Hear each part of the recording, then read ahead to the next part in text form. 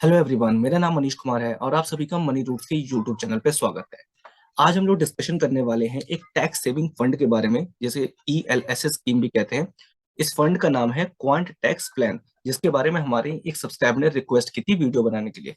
तो इस वीडियो को शुरू करने से पहले कुछ इन्फॉर्मेशन मैं आपको दे दूं कि अगर आपको म्यूचुअल फंड या इंश्योरेंस रिलेटेड कोई भी क्वेरी है, किसी भी तरह कोई कंफ्यूजन है, तो आप इस व्हाट्सएप नंबर पे कांटेक्ट कर सकते हैं। इसके अलावा अगर आप खुद से म्यूचुअल फंड की जानकारी लेना चाहते हैं, खुद से सीखना समझना चाहते हैं, तो आप इन दो बुक्स में से किसी भी एक को पढ़ सकते हैं। पहली बुक है common sense on mutual fund और दूसरी बुक है ये how to make a fortune through mutual funds. ये जो पहली बुक है ये आपको लगभग 2500 रुपए से लेकर के 2600 रुपए तक के पड़ जाएगी, जबकि इसके रिस्पेक्ट में जो फॉर्चून थ्रू म्यूचुअल फंड ये जो बुक है ये आपको लगभग 300 से 350 रुपए की बुक मिल जाएगी। अगर आप सच में म्यूचुअल फंड्स में इन्वेस्ट करके एक बहुत बड़ी वेल्थ क्रिएट करना चाहते हो, तो मैं आपको पर्सनली रिकमेंड करूंगा कि इन दोनों बुक्स में से एक को जरूर पढ़ें। और इन दोनों का जो लिंक है मैंने डिस्क्रिप्शन में डाल दिया है। बस ये ध्यान रखना, ये जो पहली वाली बुक है लगभग 2500 से 2600 के बीच में आएगी, और ये जो है how to make fortune through mutual fund ये आपको 300 350 रुपए के रेंज में आपको मिल जाएगा, अगर अभी आप बाय करोगे तो। चलो तो हम वापस से आते हैं अपने टॉपिक पे, और एक छोटा सा डिस्क्लेमर है कि जितनी वीडियोस मैं बनाता हूँ सिर्फ आपको एजुकेट करने के लिए, ताकि आप सीख समझ करके एक अच्छा म्यूचुअल फंड स्कीम लें और अपने गोल्स और टारगेट्स को पूरा कर सके। मेरी तरफ से कोई भी इन्वेस्टमेंट एडवाइस नहीं है। तो चलो हम मुद्दे पे आते हैं। कॉन्टेक्स्ट प्लान का आप सबसे पहले देखोगे इन्वेस्टमेंट ऑब्जेक्टिव, तो ये आपको जाहिर सी बात पता है कि इक्विटी और इक्विटी रिलेटेड इंस्ट्रूमेंट्स में पैसा लगाती है तो लंबे समय में कैपिटल तो एप्रिशिएट आपका होगा ही होगा, इसमें कोई दो राय नहीं है।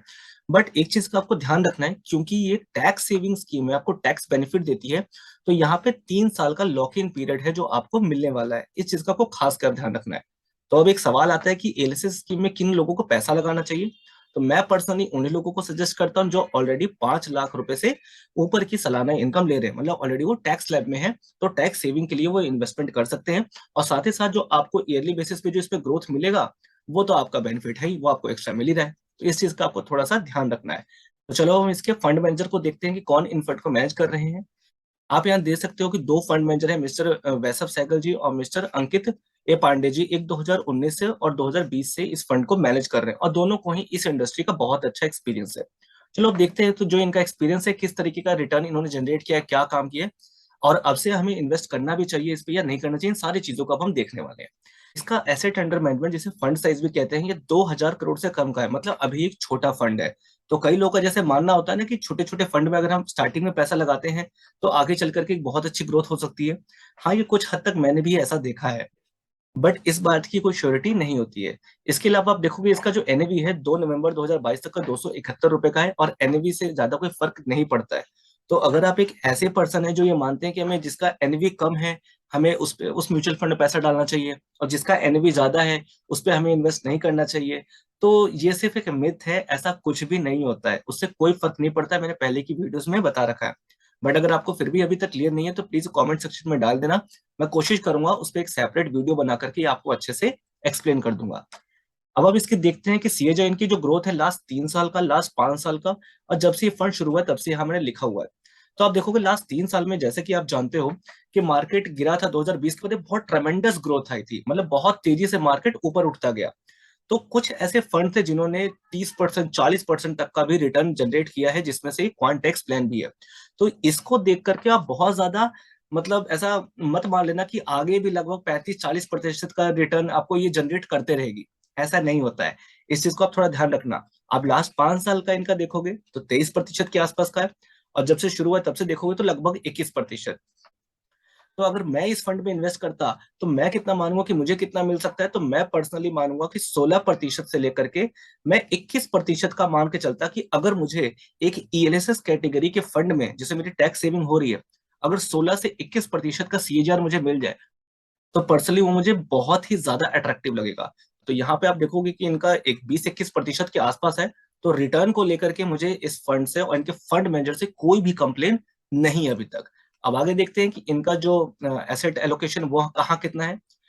इस पेज को ध्यान समझना, क्योंकि यहाँ जो एसेट एलोकेशन है वो कैटेगरी के एवरेज में है। तो नीचे से स्टार्ट करते हैं। आप लार्ज कैप कैटेगरी में देखोगे तो जो कैटेगरी एवरेज है वो लगभग 60% के आसपास था, जबकि इस फंड ने 71% डाल रखा है। तो लार्ज कैप में ज्यादा पैसा डालने का मतलब क्या कि थोड़ा सा इनको सेफ्टी मिल सकता है। क्यों? क्योंकि अभी जो मार्केट है वो बहुत ही ज्यादा वोलेटाइल है, ये आप अभी देख ही रहे हो। तो इस वक्त में आपकी सेफ्टी को अगर ध्यान दिया जाए तो लार्ज कैप में ज्यादा पैसा होना चाहिए। तो इस मामले में अगर देखा जाए तो इनके फंड मैनेजर ने बड़ा अच्छा काम कर रखा है। मिड कैप में इक्वली है लगभग। और अगर आप स्मॉल कैप में देखोगे तो जो कैटेगरी एवरेज है वो 20% के आसपास है, जबकि इस फंड ने सिर्फ 9% पैसा भी डाला हुआ है। हालांकि वक्त के साथ ये लोग लार्ज कैप, मिड कैप या स्मॉल कैप में इन्वेस्टमेंट को बढ़ा या घटा सकते हैं। एग्जाम्पल के लिए, जैसा भी बहुत मार्केट वॉलेटाइल है और ऊपर की ओर जा रहा है, तो इस वक्त पे लार्ज कैप में ज्यादा पैसा डाल रखा है। पर मान लो कि वॉलेटिलिटी थोड़ी सी कम हो जाए, मार्केट थोड़ा करेक्शन फेज में जाए या नीचे जाए, तो उस कंडीशन पे ये हो सकता है कि मिड कैप में या लार्ज कैप में ज्यादा पैसा लगा देंगे, ताकि वहां से जब वापस से ऊपर जाएगा मार्केट तो इनको एक अच्छा खासा प्रॉफिट मिल सके। तो इस चीज का आपको ध्यान रखना है, और हालांकि टेंशन लेने की बात आपको नहीं है। ये काम सारा फंड मैनेजर का है, इसीलिए हम उन्हें, जो एक्सपेंस रेशियो जाता है ना हमारा, थोड़ा सा कमीशन इसलिए जाता है उन्हें, ताकि ये सारा काम वो करे। दूसरी बात कि यहाँ पे आप इनका यहाँ पे सेक्टर एलोकेशन देखोगे, तो जो कि सेक्टर में सबसे ज्यादा पैसा फाइनेंशियल में डाल रखा है, पर इन्होंने ऐसा नहीं किया है। इन्होंने सबसे ज्यादा जो पैसा डाला हुआ है कंज्यूमर स्टेपल्स में, दूसरे नंबर पे सर्विसेज है, और फाइनेंशियल थर्ड नंबर पे है। फोर्थ पे मटेरियल्स, फिर एनर्जी, कंस्ट्रक्शन, कम्युनिकेशन और हेल्थ केयर में। यहाँ मुझे सबसे अच्छी बात क्या लगी, जो मैंने शायद एक या दो वीडियोस में पहले भी बताया था, कि मुझे ये बिल्कुल भी पसंद नहीं आता है कि कोई भी म्यूचुअल फंड स्कीम किसी एक ही सेक्टर में बहुत ज्यादा पैसा डाल दोगे, क्योंकि आप इसका कैटेगरी एवरेज भी देखोगे तो फाइनेंशियल सेक्टर में 25% से ज्यादा है। तो पर्सनली कई बार मुझे ये पसंद नहीं आता, तो पर ठीक है। इस फंड ने बड़ा अच्छा कर रखा है कि हाँ, किसी में भी आप देखोगे तो 25% ज्यादा नहीं, बट 20% से किसी भी एक सेक्टर में ज्यादा नहीं है। बहुत ही अच्छे तरीके से यहाँ पे डिस्ट्रीब्यूशन इन्होंने कर रखा है।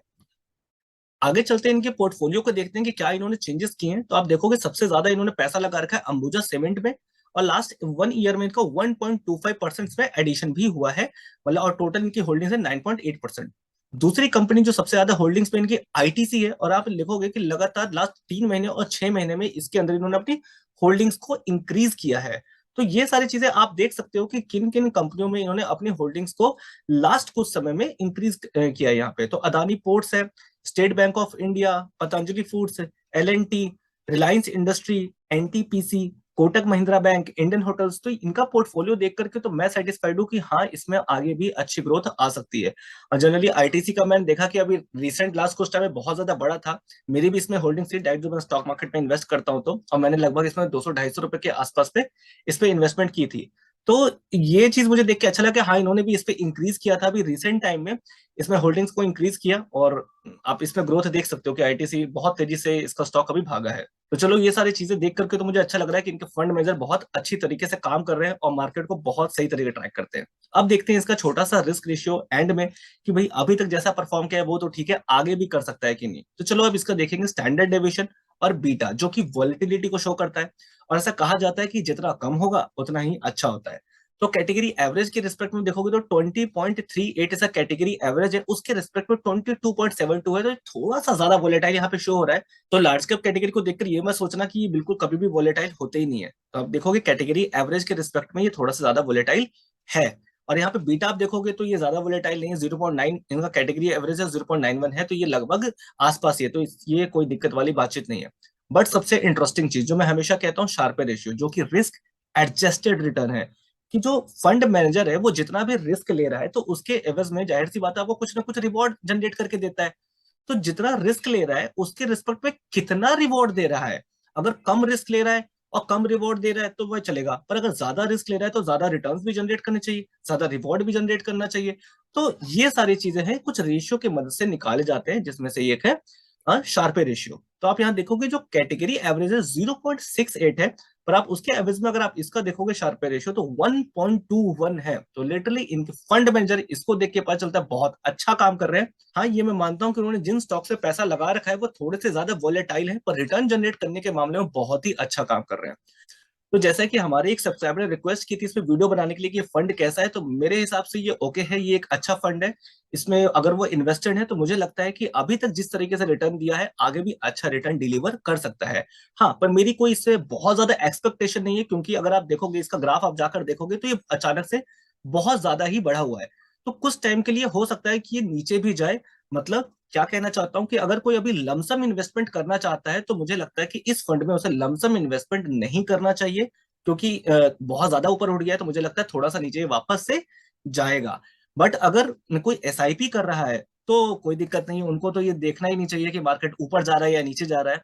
उनको कोई फर्क नहीं पड़ना चाहिए। एसआईपी करने वाले तो हमेशा मार्केट उनको प्रॉफिट ही जनरेट करके देगा, अगर वो एक लंबे समय के लिए इन्वेस्ट कर रहे हैं तो आई होप कि आपको मेरा व्यू मिल गया होगा कि ये फंड मुझे कैसा लगा है। बस ये ध्यान रखना, मेरी एक्सपेक्टेशन 16 to 20% की है, इससे बहुत ज्यादा नहीं है। पर अगर इससे ज्यादा का रिटर्न जनरेट होता है तो मुझे तो पर्सनली बहुत अच्छा लगेगा, क्योंकि टैक्स सेविंग फंड में अगर आपको 20% ज्यादा का सीएजीआर अगले 5 साल भी या 10 साल बन जाता है तो इससे बेहतर कुछ नहीं हो सकता। तो पर्सनली मुझे ये फंड अभी तक बहुत अच्छा लगा है।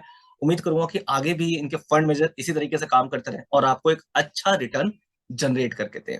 तो चलो हम लोग इस वीडियो को बंद करते हैं हम लोग। और अगर आप डायरेक्ट स्टॉक मार्केट में पैसा लगाते हो तो आप सैमको में डीमेट अकाउंट खुलवा सकते हो। मुझे पर्सनली फ्रेशर के लिए बहुत अच्छा लगता है। इसका लिंक भी आपको डिस्क्रिप्शन में मिल जाएगा। With this all, thank you very much. Thanks for watching.